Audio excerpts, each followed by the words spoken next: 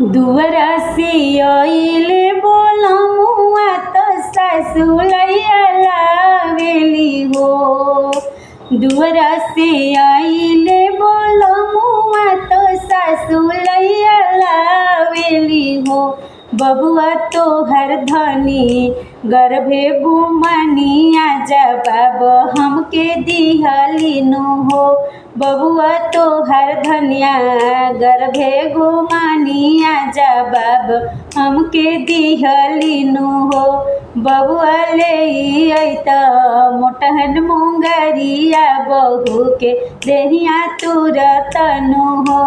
बबुआ ले अत मोटहन मुंगरिया बहू के देहिया तुरतनु हो। मोर पिछुआ रावा बढ़ैया भैया डेगे चलिया वनु हो।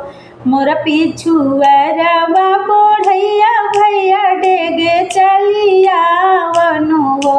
भैया ले अइहा मोटहन मुंगरिया धनी के देहिया तुरबी हो।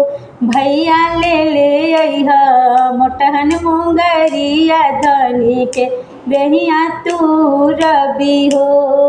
जवन धानी दिलवा से न उतरे नैनवा से न बिसरेली हो। जवन धानी दिलवा से न उतरे नैनवा से न बिसरेली हो।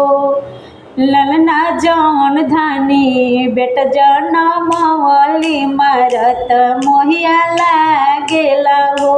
ललना जवन धानी बेट जनमवली मारत मोहिया लागेला हो। आमा न रहितो कुछो कहिती तोरो किछो कहितीनु हो।